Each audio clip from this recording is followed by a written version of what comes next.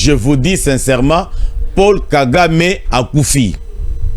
Akufi ya solo na Allemagne. Et l'information est bien confirmée. Mais parce que banda makamone banda ki na fongola ki munoko na ngai te pona lobela makamongo. Mais lelo na fongola ngo parce que j'ai des précisions. Paul Kagame akufi na Allemagne. Mais parce que mokonzi mboka soki akufi balobaka bilobela mwanzate. Balobaka pamba pamba te. Il y a beaucoup d'histoires qu'il faut mettre sur terrain. Boye bate kendenge zaona Kagame na Rwanda azaki na ba opposant ebele ba bakenda exil ba bazana kati na ye ba rébellion kili ndaba bandaki bitumba en aucune fois nayoki Kamere a sa déclaration pour ne compatir avec le peuple congolais. Il ne parlait absolument rien. Alors qu'à Bukavu là-bas on tuait les gens nuit et jour. Donc je vais prendre moi Grand Kivu d'une manière générale. On tuait les gens nuit et jour. Kamere, ni compassion, Kamere, ni mawa, ni juste simple déclaration, et ça l'a quitté. Mais les lots à Monique, RDC, diplomatie naïe et Tché Kagame contre les murs, Baché au Rwanda contre les murs, Montolibose Yakoudumana Poissa, et Zalaki Hippolyte Kanambe, Nde Motoye pour a sauvé Rwanda, à l'ubi que non Makambone est allé au Rwanda, et Zalaki Nangongaï. Chine ramonde mutuna chaki batuna zamba na yesikoyo pour na ko libérer Congo na dictature na mégestion na mauvaise gouvernance na makomisi ndenga tanga kiwana ayewana esimbité mais baza asphyxié parce que baza na mongote bazoko ko sala makamninga ko sala te balubi me Kamere yo zakuna oyibi ke yo pesa na cop oyo o vandika kasui o bosani ke oza deuxième personnalité ya mboka wana toza na bosenga ya mboka awa Kamere continue le laboratoire na ye a trouvé bord a lubi que ndenge za boye na bana mekanan que non bakoka na kotinda examen d'état ya bana et que na bazone occupée puisque bana wana baza ba congolais bakoki ko chomete année ko leka bote sans que bana basala examen d'état a PCPC ba consigne na batuna que non tango biloko koya ba examen d'état botika yango bosala semblant parce que na nzela ya biloko wana ndena komeka pena tinda mongo ya kuna code ne déjà ça peut wana ba caméra caché na ngai biloko ali kolo alors batiki ba examen d'état yé bana basali on n'a pas dérangé les élèves ni les professeurs et tant caméra monique non masoli zo kende normal ninga bagana batuna yé si quoi yoko senga likambo kendenge za boye il faut gouvernement congolais azwa mbongo atinda na ba zone occupée pour payer les fonctionnaires de la même manière mbongo ekendaki et comment je vais dire examen d'état ekendaki de la même manière pe mbongo kokende kokoma bande konangai Kamere tu nous prends pour qui parce que ton dimio na ki rwandais na yo na ki traîtrise na yo au komi se tient à niveau ya boye. Donc parce que bande kona yo kuna baza essoufflé baza na mbongo te bazoko ka iloko ya kosa les ate bazangi mbongo il faut siko mbongo ebima awa ekende kuna. Kamere mais tu es malade mais tu es un fou. Mais mes chers frères congolais bino ba député bozawana ata mutu moko ta cause au courage à ça la motion contre Kamere akoka na ko expliquer makambo oyo. Comment se fait-il que zone wana est occupée par les Rwandais, par les rebelles, par les agresseurs, mais il y a zone qui mbongo et lungo awa et qui ndekuna pour bafuta ba fonctionner de l'État. Mais kasi bango ebe ke ba libérateur. Ba libérateur tango ba yaka na biloko nyonso. Boye bo libérer batu, boye bango biloko kolia, boye bango bakisi, balakisi ba image bandoko tambola awa. Que no banda Kagame na ba agression na ye ba coach ba Goma ba Bukavu balakisi ne bazo pesa ba soda na biso bakisi. Mais sikoyo bango bazakuna Kamere yozo zo courage ya kosenga ke mbongo elongo awa et kende na zone occupée par les rebelles. Donc ça veut dire que c'est une façon ya kosenga que ba déverrouiller les banques qui sont là-bas parce que mbongo sur la nanzela ya banque. Donc tu demandes à la RDC à longo la mesure oyo azwaki que nakanga ba banque comme ça bango bakozanga mbongo ya kosalela et lokola bakozana minéré place à côté ka minéré ezate bakozala coincé bakolemba nzala ekobeta bango bakozanga moyen ya gérer ba troupe. Mais toi tu veux dire que le gouvernement a fongola ba banque azwa mbongo atinda kuna Kamere, en tout cas tu as la kisi face na yo bien. Je pense que bando nanga bo comprendre ndena sala analyse. Kamere na Kabila babanda ki ko est vrai na kuku babanda ko bata makaka. Kabila n'a jamais condamné l'agression, Kabila n'a jamais manifesté la compassion ni présenté les condoléances na famille bato bazo kufa. La même chose avec Kamere. Il n'a jamais dit un mot, il n'a jamais fait une déclaration, il n'a jamais présenté les condoléances. Mais il y a Yeko Bima et Zara que non, Mbongo Kende Nagoma. Allez-y comprendre. Alors, monsieur le président de la République, avec tout respect que je vous dois, je demande, parce que Yoza, la machine qui broie tout, le cas par tous les moyens, au broyer Kamere. Je sais que dans l'union sacrée, bah député baza ibele wana boko kana kosala par tous les moyens bolongo la loi Kanyingini. Il est venu pour détruire le pays. Nyon soma kansinaye ezomi na poisa. Comme on dit que Nzambe ala la kate et la Bible dit à moi la vengeance, dit l'Éternel. Aujourd'hui, Dieu seul commence à se venger contre les sangs des Congolais.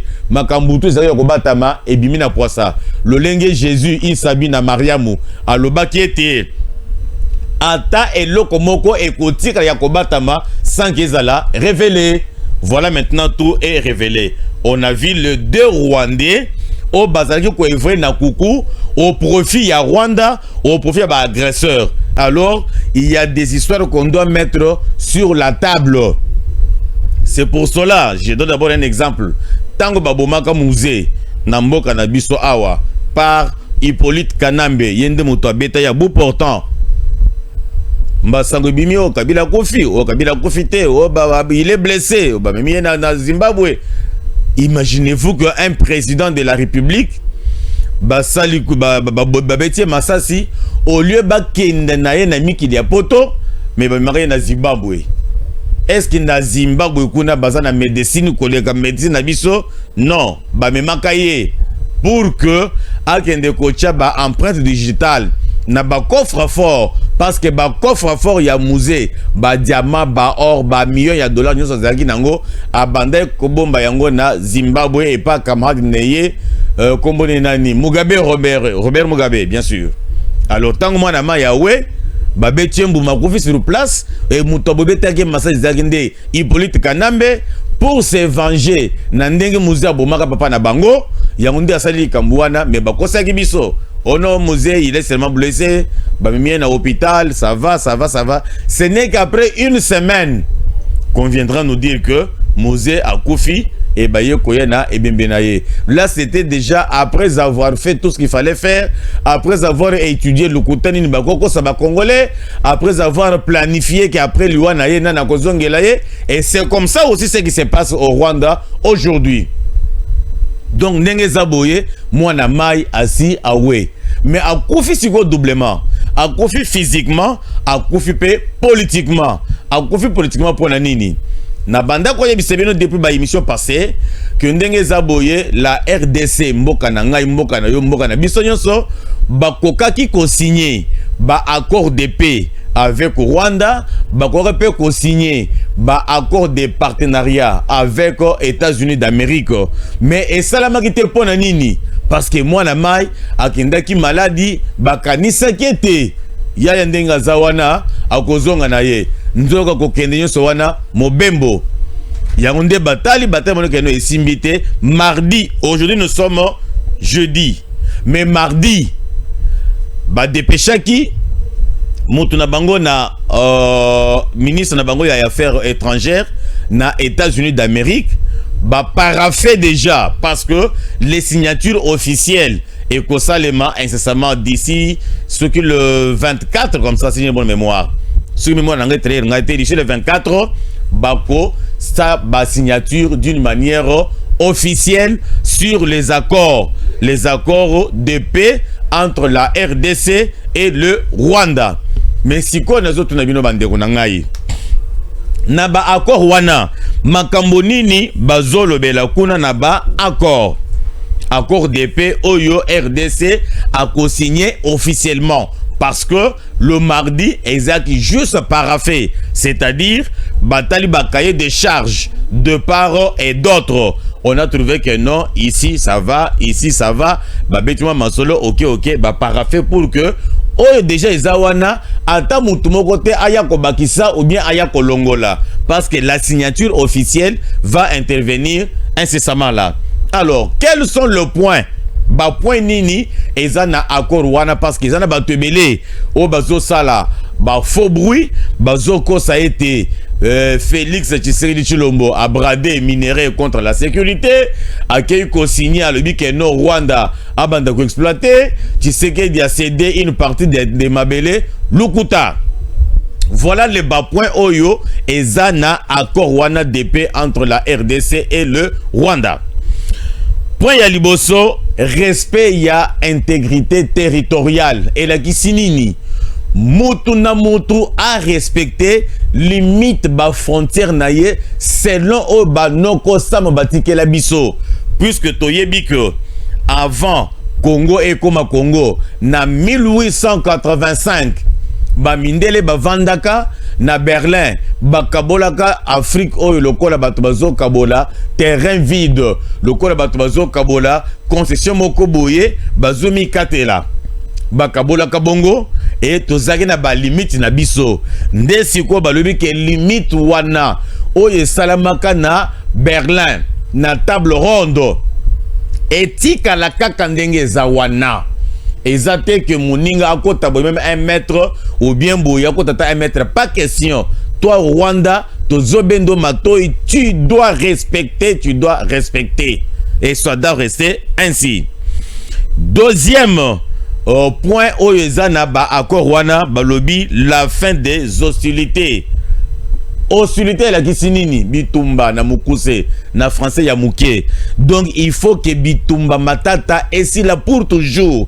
Mutu oya ko banda moninga, mutu o banda ko tumula moninga, yende mutu akokutanaka na ba sanction, akokutanaka na États-Unis na nzela na ye, akoya pona ko frapper ye armement. Donc manduke ko kita pona ko frapper mutu ko provoquer moninga, mutu ko banda bitumba, yende ba ko frapper parce que États-Unis a zui makambo na maboko na ye alobieti makambo salemi depuis trop longtemps. Natikali ba organisation na bino africaine bako kana kosilisa isimbite Union européenne américaine isimbite. Cette fois-ci moi je vais m'imposer que muto ya kosalaka blague na kobeta ye masasi akokufa. Donc vous devez laisser les hostilités ici là. Et puis respecter le cadre d'intégration et économico-régional. Voilà. C'est-à-dire quoi? Bitumba aussi là. Et puis, bakocha cadre, il y a intégration économico-régionale. Et la kisinini. Parce que, et logo oezolu ke le biso bitumba. Eza ba minéré. Alors, si ko ba minéré wana, ba voisin nyonso, bazo envier biso. Le corps bazo envier biso, nde balobi ke non, minéré wana, ekoki pe ko profiter na batu nyonso. Mais dans quel sens? Ce qui mutu alingi ko ya ko exploiter, azo ya par la grande porte. C'est ça ce qu'on a dit, le cadre intégration économique régionale. Bato bazingi biso nzinga nzinga, bakoki pe kozala na makoki ya ko investir ou bien ya ko soba ba minéré. Oui, boye lokola batu nyonso bosombi boke pa bino. Ceux qui bozana ba société na bino, boche ba société na bino na mboka na biso bazo exploiter lokola ba société nyonso bozongi et pas bino. Ceux qui bokocha ba usine de raffinerie na bamboka na bino et que bochepe ba usine d'exploitation et pas biso. Oui, mais ça doit être sous le contrôle de la RDC. C'est surtout sur le point, j'insiste beaucoup, tango ba lobby, un cadre d'intégration économique régionale. Ba tebele ba comprendre qu'il y faut lancer wanate. Le protocole ba tebele ba comprendre qu'il ngote ba loba que notre comme ba associé. Non, nous ne sommes pas des associés. Je prends un exemple pour vous comprendre. Et pas nanga on a plateau bonenga za boye. nazana or ou bien nazana cuivre.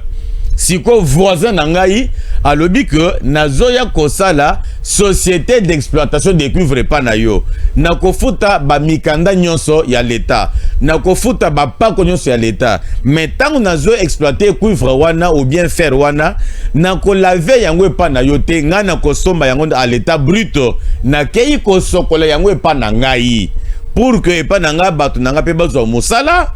Et puis koto yo batpe bazo mosala poso ki aye kaka kocha usine na ye na mboka na biso, il sera obligé d'abord d'engager les Congolais basala na ebele puisque musala zo sala na mabele na bango il faut bazo misala et bongo siko ye mutoyer et pas ne bato bazo musala te yango nde balobi que akoki ko exploiter matière à l'état brut azui yango akenango pa na ye akoki ko raffiner mais tout le droit ya RDC ezotika la awa ezaka lokola bato ebele bazoya kocha ba société na bango. Je prends exemple comme American Water azo sala biso mai awa ba mai bato bazomela mais mai wana azo zwaka na mai njili azo exploiter mai njili alors tant azo exploiter awa sur place a engagé ba congolais tout comme akolo bake ngana zozo mai njili kaka ndenge ezawana na memi yango na mboka na ngana keko exploiter na keko lamba yango pour komisango propre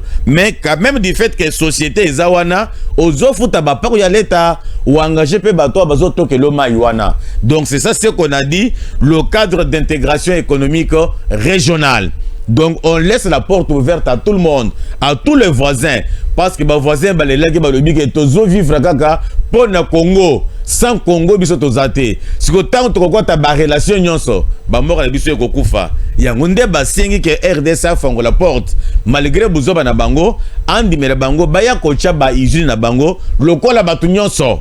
Lokola mutu to akoko ya exploiter cobalt, mutu akoko ya exploiter diamant, mutu akoko ya exploiter or, ainsi de suite. C'est ça le deuxième point na accord de paix wana. Et loko ya misa tout balobi désengagement et désarmement des troupes armées. C'est-à-dire quoi? Mututu o ayebi que na mboka na ye ezana ba groupe armé. Soit o bazo soutenir ye ou soit bazo soutenir munguna. Il faut à désarmer ba groupe armé na ye wana. Je prends exemple, le col de na M23, le col de na AFC. Batunyo sowana baza ba groupe armé ya Rwanda mais a tchena mboka na biso. Il faut à longo le colonaye na nzela wana, c'est-à-dire il se désengage à tiki makambwana mais à kotika yango pambate il faut à désarmer bango parce que yende muto apesa bango manduki, il faut abotra bango manduki wana de sorte que mbalasima bato wana baya kosala buzoba te pour ceux qui a se désengager à tiki alobi ke ndenge zaboye M23 na tiki bino bosa makambo na bino yo nanga na tiki yo sala makambo na yo mais déjà basala manduki bako créer insécurité na kati ya population. Alors il faut yemuto apesa bango manduki à désarmer bango balongwa nde a se désengager et puis batouana bakozongaka ba civil bakokota na vie ya ba civil. C'est ce qu'on appelle intégration aussi. Et puis qu'est-ce qu'on a dit encore? Ah voilà. Le dernier point, on a dit c'était l'intégration des troupes armées. C'est-à-dire intégration des athées que bazui basali mixage ou bien basali brassage et lokowana. Papa Félix Tshisekedi coup de chapeau parce que aboye yango alobi que tango tokosa la brassage tango tokosa la mixage et ko senga ke batouana lokola bazomi benga ba congolais nzoka baza ba rwandais on sera obligé de kozwa bango bakota na armée tango bakota na armée et ko koma lisusu infiltration alors Rwanda a kozala na contrôle ya ba service na biso. Voilà au moins le 5 points oyo ezalaki na accord de paix ndenge na utu expliquer bino o ba parafé que non 5 points on d'être ndimi. Excusez-moi les amis, sentiment penda ya koloba matière rebelle et puis ça na moko suko boli misangai yango nde batie moi parafuana et on va signer ça incessamment. Alors deuxième point maintenant Tozan Angole le passe d'ailleurs, j'avais oublié. Makambutu nazo ibisabino ke bauti ko parafe wana et uti na mutu nanga ite hein. Et ça na département. Il y a États-Unis d'Amérique. Bangonde bato basala déclaration wana depuis hier soir, c'est-à-dire ba signé lundi, le mercredi soir, basala déclaration wana nga malamu na récupérer na yebi ke no bato nanga bazo zelanga na ba salon na bango. Nakende kopia bango ba information. Donc yangunde na bengi liwa ya monsieur Kagame ya mibale yangwana. Liwa ya liboso physiquement ya mibale maintenant yango yeyo. Sikoyo après makambo oyo, qu'est-ce qui va se passer? Ah mais ça devient compliqué. Pour votre information, est-ce que boyebi ke Shinarambo Mutunabino Hippolyte Kanambe a commis ko luka asile? Parce que na bossana ko bete bino li solo lobby. A katsaki na Tanzania. Dans na Tanzanie, parce que na bista kabino de temps en temps que moi na Mayuana aza na nationalité mibale. D'une part, aza tanzanien, d'autre part, aza rwandais. Aza rwandais du côté maman na bango ndenge na lobaka na bino parce que maman na bango aza leki ya James Kabarebe oyo azalaki bras droit ya Paul Kagame et papa na bango Adrien Kanambe, un Tanzanien. Nde bomonaka de temps en temps ceux qui muze azana maki Mobutu a Chemoto akimi na Tanzanie abando kende kobatama et pas camarade na ye. Nde siko ya kimeli kuna tango akimeli kuna pour que ba diplomate ya ba cubain au bazana Tanzanie bakoka na kosalela ye démarche pour bandi maya kendeko kota exil na Cuba. Pona nini aponi Cuba? Parce qu'il y a dit que le Cuba n'est zawana na États-Unis d'Amérique ba yokanaka ata mukete. Jamais États-Unis d'Amérique a copé ça mot d'ordre na Cuba et puis Cuba a tosiango. Bobo sanate Cuba wana ezamboka ya le monsieur sur l'appel comment? Le rebelle ici comme koyana ye Fidel Castro, voilà. Fidel Castro. Yende mutazaki président ya Cuba. Banda baboma type wana Cuba na États-Unis d'Amérique ba yoka na kata mukete. Même ba organisation mondiale Cuba kota kangote. Donc azo sala makamna ndenge na ye, lokola Poutine a sepe makamna ndenge na ye. Alors c'est comme ça qu'a jugé bon que ceux qui na keko bata makuna na kota na sécurité. Ba mbongo na sina yibi déjà na kende kovanda pour allure ndenge makambo ezo kendele. Bako changa loboko. Ceux qui ba changa loboko, ba mbongo tout on a yiba on a zoa na batutu na boma dossier ko landangai. Donc voilà le monsieur Nengazawana a commis ko préparer exil naye. Donc c'est-à-dire que comme je vous avais dit la fois passée que Bitumba en RDC fini. Voilà ba retomber. Voilà ba retomber mais parce que nyoka soki ba bomiye a kufa kambala moko te bon bien sûr a kufa menzoto et koutira na mouvement ezo ningana kaka. Alors tellement que bazawana mutu na mutu akomo le côté nini akimela mbongo bazana mbongo te ba minéraux oyo bazo exploiter na minute oyo place ya côté kango ezate parce que embargo eza Union européenne mutu abandaki kosomba ba minéraux mupanzi wana ezo simbate ba boyi bino moko boyebi tango ba mesure ba sanction et quoi y a que on ne peut jamais acheter le coltan or cobalt ainsi de suite minéraux zo na Rwanda on ne peut pas acheter ça minéraux du sang parce que ba Rwandais ba zobo ba congolais pona kosala biloko wana alors que nzela izaka nzela moko oyo ba bando bimisela biloko wana sikoyo ba zo exploiter ba biloko wana mais place à côté ga ezate bakangami. C'est à ce moment-là babengi sikoyo lwaka nyingini mutu na bango. Puisque ndenge zaboye lwaka nyingini azalaka toujours des mèches avec les rebelles. Vital Kamerhe Nengazawana, c'est un serpent venimeux pour la RDC. De temps en temps, il est toujours au service du Rwanda comme son frère Hippolyte Kanambe. Mais Bazo manipulait beaucoup plus les Congolais. Bobo Sanate, que ces messieurs de Kamerhe ici, à Kotambo Kanabiso, Bandakala, Ayaka Boy Papa Nabango, azalaki fonctionnaire de l'État na tango ya kala na tango Mobutu boyebi bien que relation entre RDC na Rwanda relation ezalaki kitoko problème ezalaki te. Et à cette époque-là, Mobutu était l'homme fort de l'Afrique centrale. Et c'est la Ouganda, et c'est la Burundi, et c'est la Rwanda, et c'est la Tanzanie, et c'est la Zambie. À ta pays, mon côté, à Kokaki, Kofongo la Monokonaye, Liboso ya Maréchal Mobutu, Koi Mobali. Sikoyo, Bato Babanda, Koya Kandeng, c'est la Kabouye. Yo Kolongo na Congo, ça Congolais, ok, na Belgique.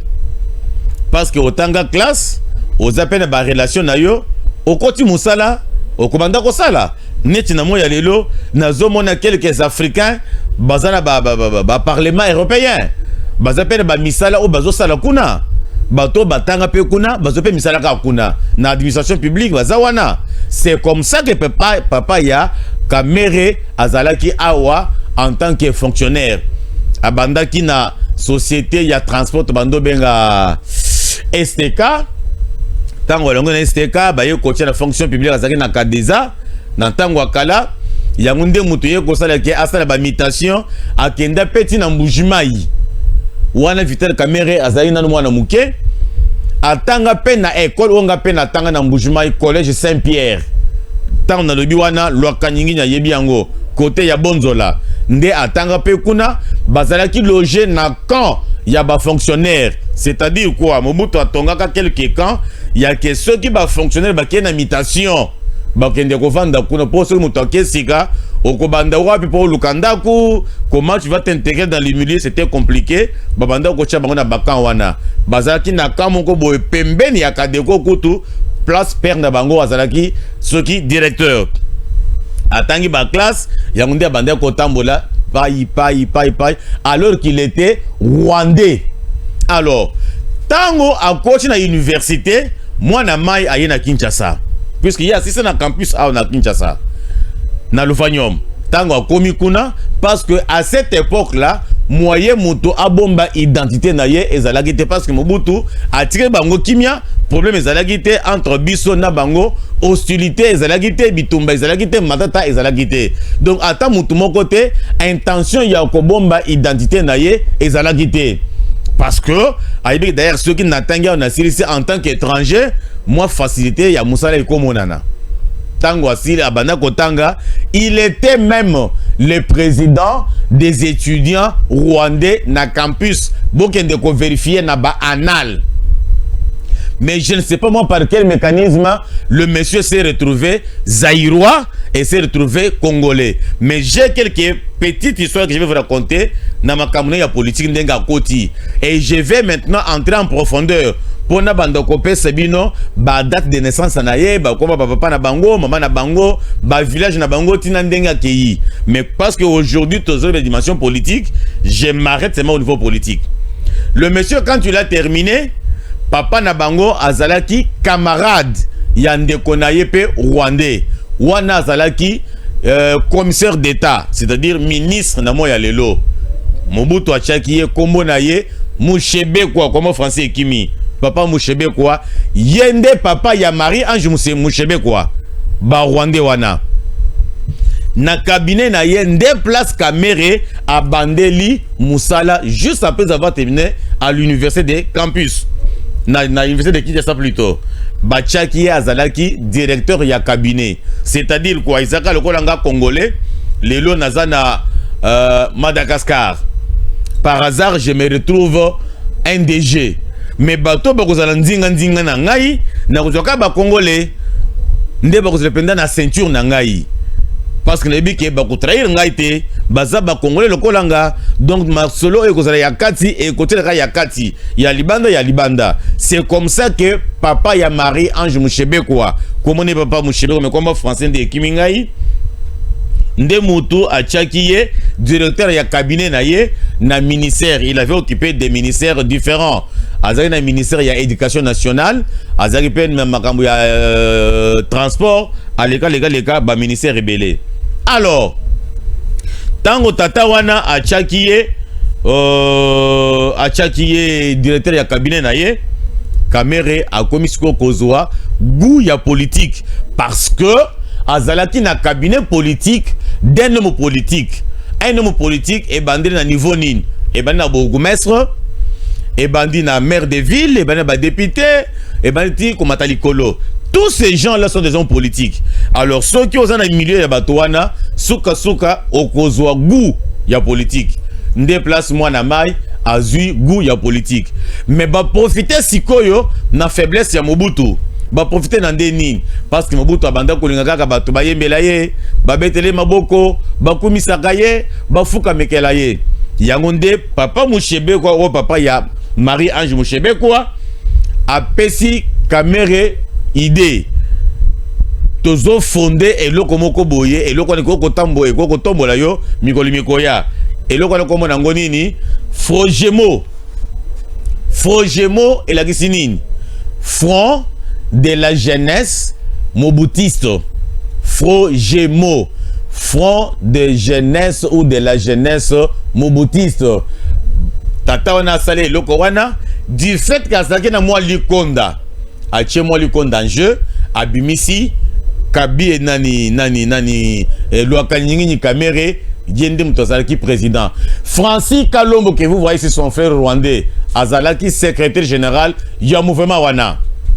Babandi mouvement wana lo tellement que Mobutu abandé ko lenga biloko bongo bayaya babandeli aventure à ce niveau là. Babandi tinandenge aye ko sala mwa kombo na biloko wana tinandenge makambo dictature et sili na 1990 le 24 avril Mobutu asali déclaration ya multipartisme biloko tout on est ekufi moi na ma déjà zaki déjà na ba relation et belé na monde politique yango nde place à bandeli carrière politique na ye. Mais au lieu de ça la politique parce que tu as aimé être au Congo, mais si vous ça la politique ya mabe ko détruire Congo en faveur ya mboka na yo. C'est là il y a le problème. Yango nde papa Valentin Mobake oyo ya UDPS autrefois secrétaire général. C'était Moussoili ya Mupanzi wana. D'ailleurs si je me rappelle bien lobby na koye la bino vidéo na ye o azo pesa tous les détails possibles. Kobanda kombo papa ya Vital Kamere, kombo maman na bango, kombo koko na bango, kombo mboka na bango, date de naissance, place à Botama na village na bango na Rwanda. Mais tobo ite parce que tout le monde rappelle ba congolais mususu, bazana bamboka mususu, basala kakuna parce que ils ont la loyauté envers pays au bandima kozala batuana. Mais chose grave pour na bande konanga ya Rwanda, bango bazana loyauté contre la RDC. Comment je vais dire bazana loyauté ya RDCT, mais bazana loyauté envers bamboka d'origine na bango. Yangonde bomoni Kamere ayoki ata sonité banda rébellion et banda to bantu na 2025 ici bambo à localité et banda kokoya ba territoire des okoya ba commune des okoya. D'ailleurs en passant je salue les Wazalendo o bazongi en forme bazongi na bitumba makasi ba komi ko récupérer ba localité ba komi ko récupérer ba commune rurale baza déjà pembeni ya Bukavu pour que Bukavu ezala récupérer.